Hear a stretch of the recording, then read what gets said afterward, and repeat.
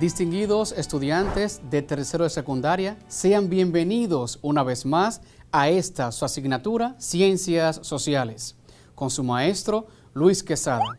Esperemos en Dios que estén en casa, puesto en la real sintonía para esta aventura al conocimiento que iniciaremos el día de hoy.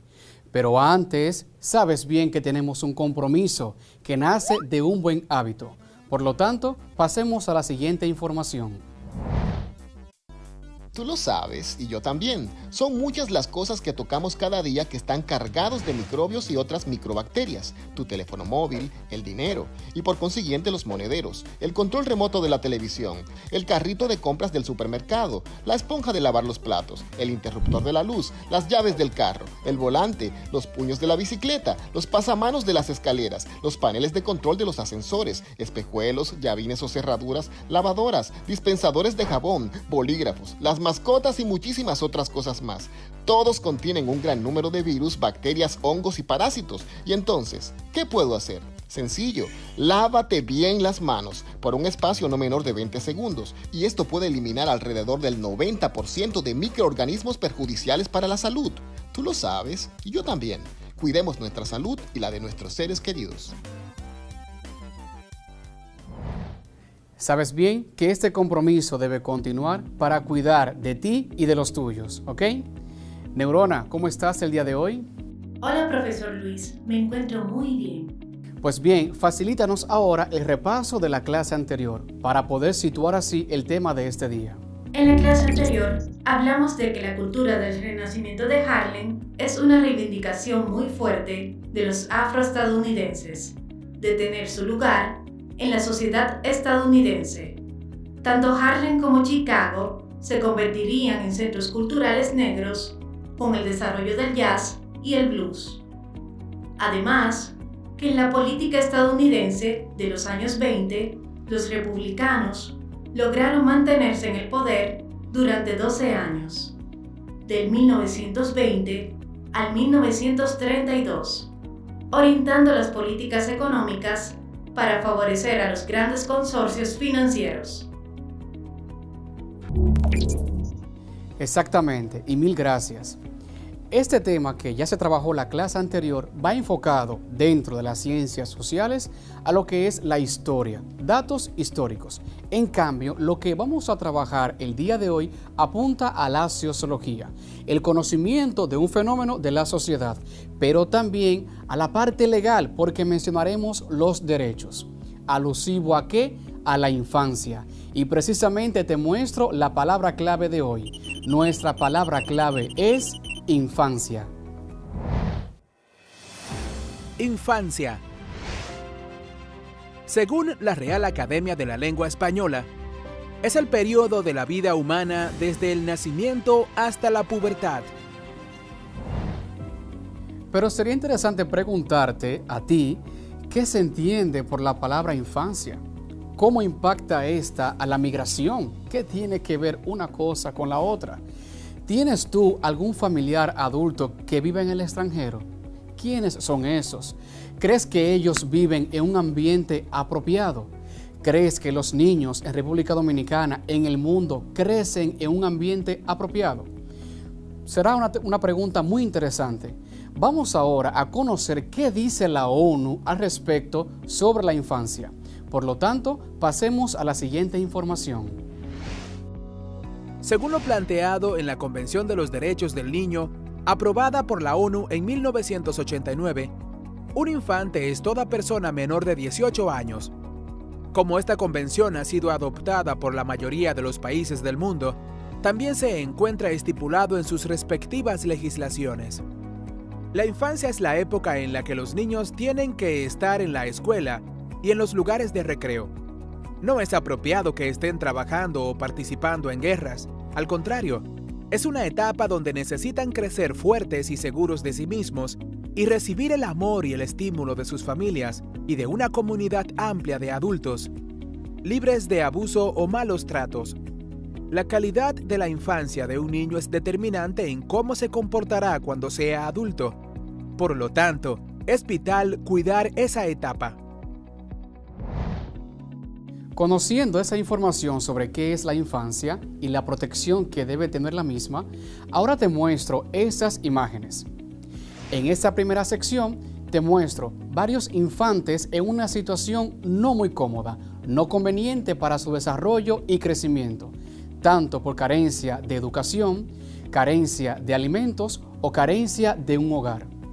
En cambio, en estas siguientes imágenes te muestro situaciones positivas que acrecientan el buen desarrollo de los infantes, buena educación, buena alimentación, un buen techo, donde sus derechos son valorados. Te pregunto yo, neurona, yo elijo la segunda opción. ¿Te parece correcta que esta segunda opción es la conveniente para el desarrollo de la infancia? Claro, maestro, pues ciertamente los infantes deben de estar en un ambiente adecuado para su desarrollo integral. Exactamente, esa palabrita debemos de aprenderla, esa frase, un ambiente adecuado. Para el crecimiento y desarrollo de una persona se necesita un ambiente que propicie no únicamente los recursos básicos, sino también aquello que acrecienta la personalidad, la formación y la educación del individuo. Porque la identidad que tenemos, nuestra forma de ser y la buena salud que podemos alcanzar en medida depende del ambiente en el que nosotros crecemos. Pero resulta que el infante no crece únicamente en la parte intelectual, no crece únicamente en el sustento, en cubrir sus necesidades básicas, sino que la infancia tiene etapas y en cada etapa hay necesidades diversas. Ahora te voy a mostrar parte de estas etapas. La primera, período intrauterino. ¿De qué va esto? Se dice que la niñez se concibe a partir del nacimiento. Sin embargo, puede empezar antes, sobre todo en los casos de parto prematuro. Esta etapa es considerada peligrosa por las anomalías que pueden surgir. Sin embargo, la formación del bebé es rápida y en los sentidos se perfecciona. Es aquí cuando se generan los aprendizajes principales, especialmente mediante el oído, aunque su memorización es simple y básica. Segunda, características de la infancia del período neonatal. En esta etapa comprende los 28 primeros días o todo el primer mes de la vida. Este es el período más importante de los niños, ya que hay varios casos de mortalidad y morbilidad que pueden derivar consecuencias neurológicas graves. Tercera, etapa lactante. En esta etapa, los cambios físicos y psicológicos se notan mayormente, ya que hay más cambios en el comportamiento. Una de las principales características de la infancia en esta fase es que empiezan a desarrollar una musculatura fuerte que les ayuda a mantener una postura rígida. También comienzan a balbucear y a decir falsas palabras. Cuarta, etapa de la primera infancia. Esta fase va desde el primer año de vida hasta el tercero. Durante este tiempo aprenden a controlar el uso correcto del lenguaje, aunque al principio son palabras sueltas. Después pueden hacer frases simples, pero con ciertos errores. En otro aspecto, es en esta etapa que empiezan a controlar los esfínteres y demuestran mucha curiosidad por descubrir cosas. Además, es cuando centran su atención en conceptos que hacen referencia a sí mismos, porque son los más fáciles de entender y relacionar con sus experiencias sensoriales. Quinta, período preescolar. El tiempo preescolar va desde los 3 a los 6 años. Las características de la infancia que resaltan en esta fase son los descubrimientos, el ingenio y la curiosidad. Además, tienen total control de los esfínteres y su autocuidado, por lo que son más independientes. Sexta, características del período escolar. El crecimiento y maduración es más lento en esta etapa, pero es constante. También hay pocos factores de estrés físico y emocional, y sus campos de acción aumentan. Además, empiezan a adoptar una educación con hábitos saludables. Esto significa que comienzan a hacer ejercicio físico, mantienen un plan alimenticio y juegan más. Esto ayuda a que gocen de una salud física y mental a corto y largo plazo. Con esta información, realmente conocemos de qué va el desarrollo físico, también cognitivo y psicomotor por parte de los infantes. Una etapa que bien inicia desde el nacimiento. Y es así como da paso, da pie y apertura a la siguiente etapa, que es la pubertad. Preguntarás la necesidad del conocimiento de esta y también la intención de conocer esto.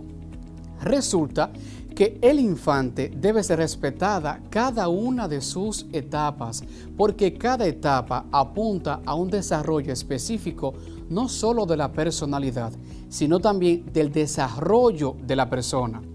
Y en base a esto, tienen unos derechos que deben ser conocidos. Pero veamos primero cuáles preguntas han llegado vía redes sociales. Así es, maestro. Ya tenemos algunas dudas de nuestros estudiantes.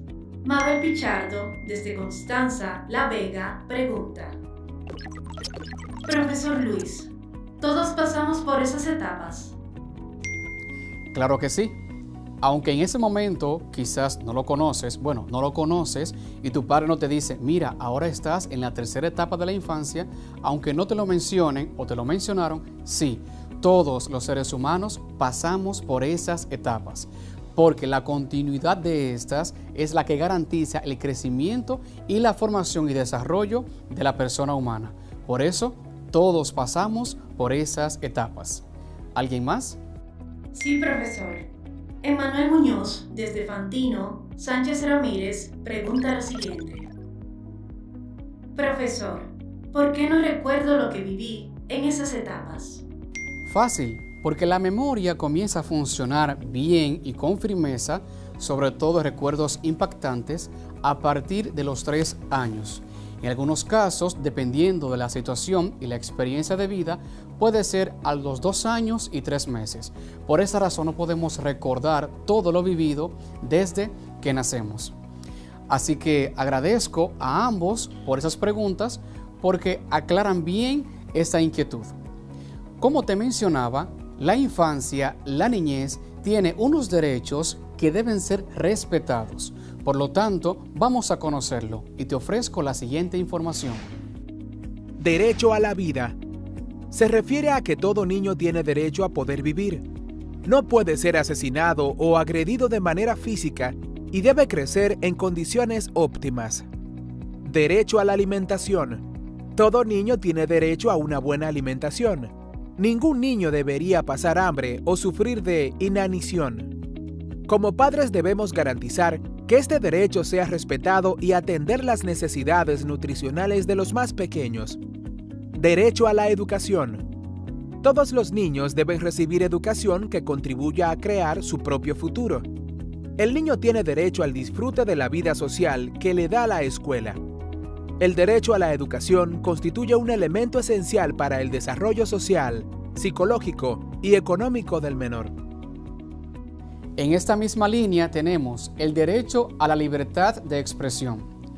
Todos los niños tienen derecho a poder expresarse y dar sus opiniones sin que sean vejados por ello. Los niños pueden ser partícipes de las decisiones donde estén involucrados.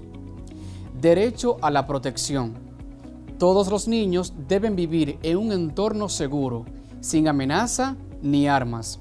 Los niños deben crecer protegidos para preservar su bienestar físico y psicológico. Ningún niño debe sufrir explotación, discriminación o maltrato. Derecho a la recreación y esparcimiento. Todo niño, al tener que gozar de la seguridad social, lo que implica desarrollarse en un ámbito seguro. También deben tener derecho a una sana recreación que a nivel psicológico le permita desarrollar aspectos sociales fundamentales para poderse convertir en un adulto estable emocionalmente. Derecho a tener una familia. Siendo los niños personas en crecimiento, necesitan de toda la comprensión y el amor que se les pueda brindar. Esta comprensión debe partir de la familia, donde el niño se desarrolle. La misma deberá ser un ambiente de cariño y afecto. Te preguntarás qué vinculación existe entre esos derechos y la sociología, que te la mencioné al principio. Fácil y sencillo.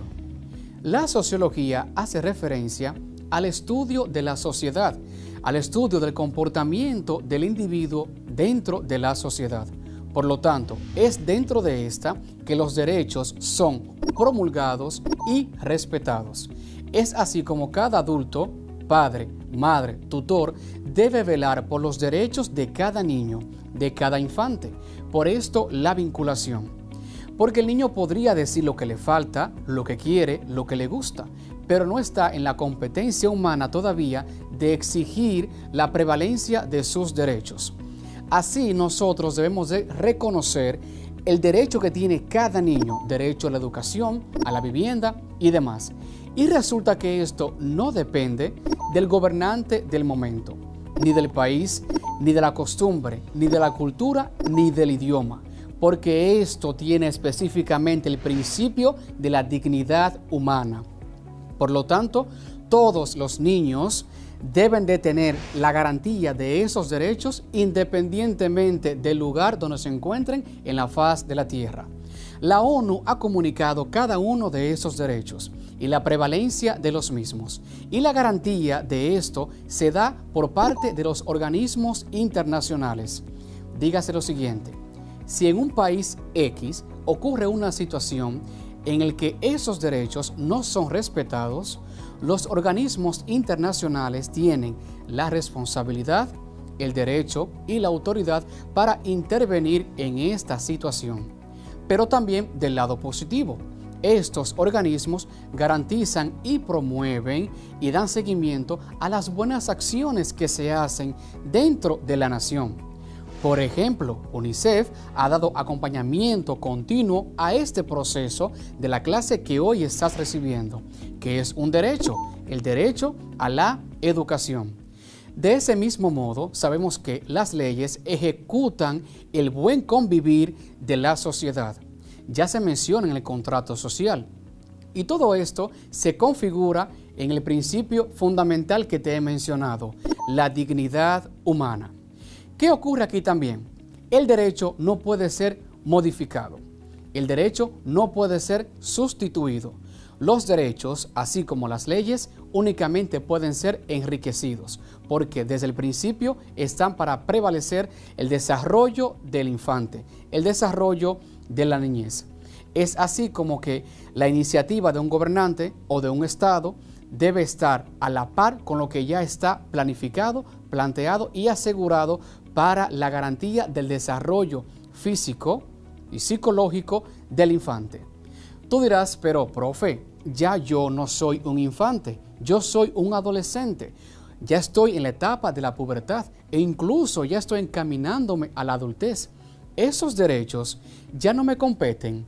Sí, también te competen esos derechos, como también te compete todo el código de menor que tenemos acá en nuestra nación dominicana. Por lo tanto, es categórico afirmar que esos derechos son de los infantes, de la niñez, pero alcanzan a toda la persona humana.